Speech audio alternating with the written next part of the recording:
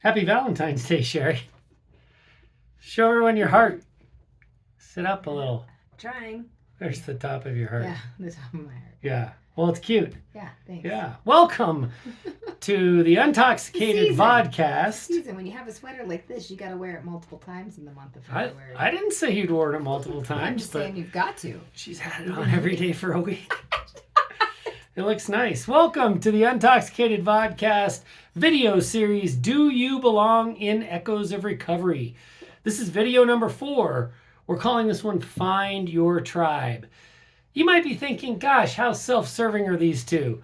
They're already doing a whole video series on their Echoes of Recovery program, and now they're going to specifically do one on finding your tribe. Yes, we get it. You need to join Echoes of Recovery, but no, that's not what we're saying here today. What we're saying here today is you need to find a tribe, whether it's our tribe or somebody else's tribe. The point is, group work is important. Doing this on your own is, I won't say impossible, but the speed with which you can make progress is hindered greatly in solitude.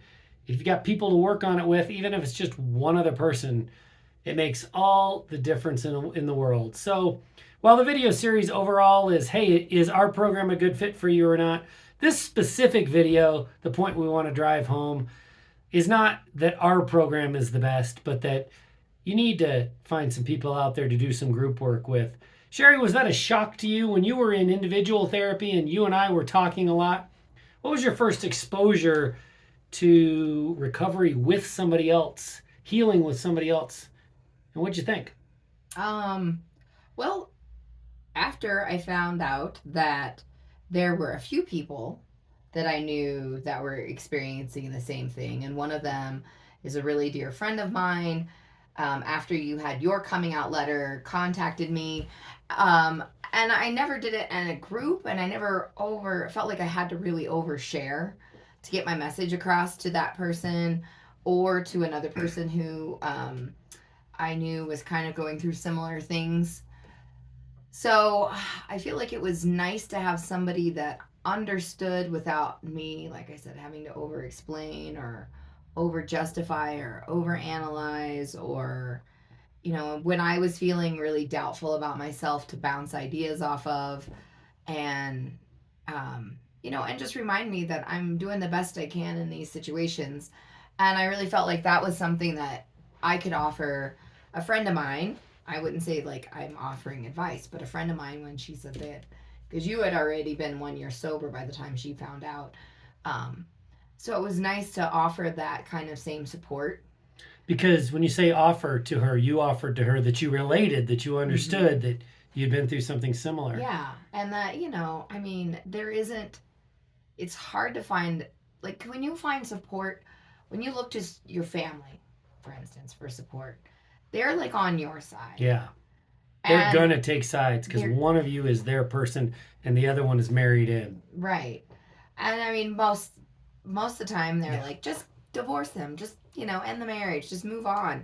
But, there's so many circumstances and emotions and, you're not quite ready to do that yet. So when I say like offer support, even though like there were times where I was like, oh my gosh, I really want to say, just get out of there. I didn't. Yeah. Because that wasn't my place. And I could just walk them through this. You could tell them what you did in that similar experience as opposed to telling them what they should do. Yeah, and then also just being there to listen without judgment or interjection of my opinion or what if I were you and I would do this.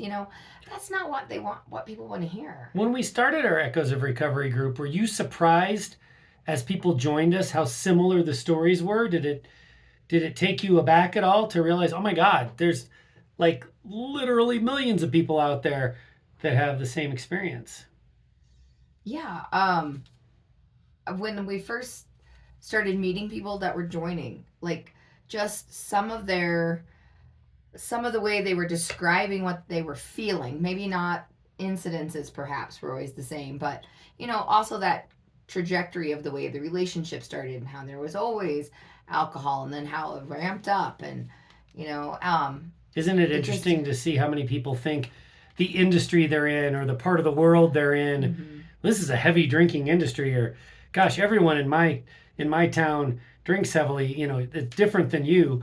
What they don't realize is not every, but almost every part of the world is a heavy drinking part of the world, and every industry uses alcohol to medicate the stress. Isn't that interesting? Yeah. Yeah. I want to talk a little bit about therapy versus what this is, which is group work, peer support group work. You and I are both big fans of therapy, that individual or couples therapy, either way, that sitting down with a mental health professional, telling them your story and getting some advice. That's important. That's great. That's not what we do. Right. Not at all. And that's not what we mean when we say find your tribe.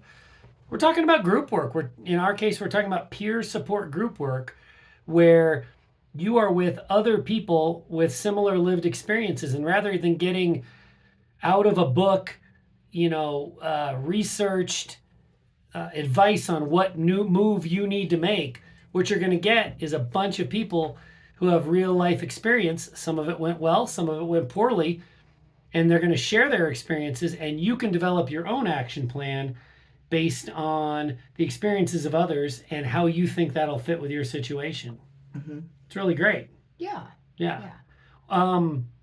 So, and I just think in our group we do allow like for crosstalk and things like that. So if you are like me, a verbal processor, or you need to kind of practice what you're going to say, like this is a great place to do that because you're explaining, you're getting your emotions out, you're kind of walking through the scenario, and then when you maybe go to your loved one who's the addict, you can kind of be a little less emotional, a little less high strung and hyper, because I know that like many times I would come to you very fully charged and full of emotion, whether it be sad or anxious or mad, and so I came across unclear, scattered, and I kind of look like the crazy one. So you're easy to manipulate when you come across like that. Right. And when you've got the strength of knowing you're not alone and you're coming at it, having worked through what you're going to say or think about with a group of other people, you're a lot harder to manipulate.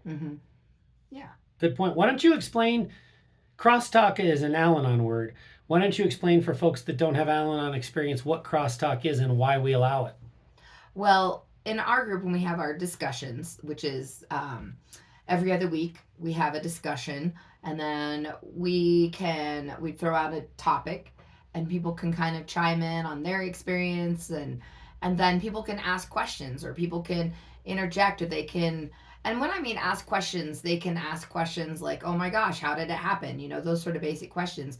Or it could be like, "Well, how does that make you feel now? Like, what is really working with you?" So I wouldn't even say like, I don't want to like compare, but it is almost like a therapy session in a way, because sometimes, someone can divulge like, "Well, this is the way it's making me feel now that I'm removed from the situation," or, in hindsight, at that time I felt this way and now I feel this different way. Yeah.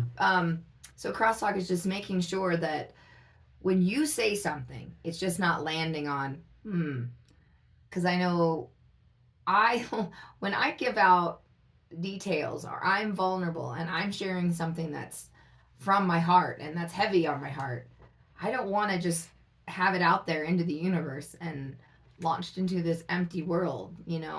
I'm not saying that there aren't Al-Anon groups that offer support and sympathy, but no one can comment on you after. Typically, most Al-Anon formats. We have a lot of people in our group that do Al-Anon and do Echoes of Recovery. We are big fans of Al-Anon especially because it's another form of support, and we think there's just tragically too little support out there for the loved ones of alcoholics. And if Al-Anon's a good fit for you, great. Sherry and I are professional moderators, meeting moderators. We have a lot of experience with this at this point.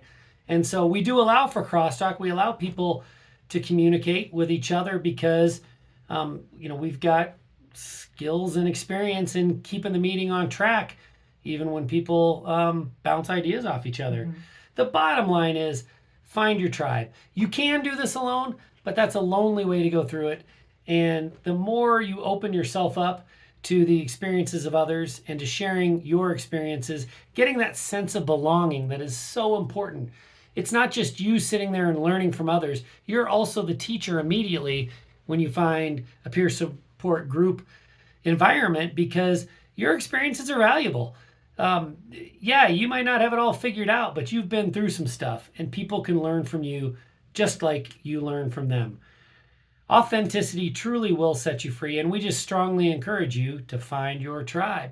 If you'd like to hear more of our opinionated ramblings, please check out the Untoxicated podcast. And if you're more of the reading type, please go to soberandunashamed.com.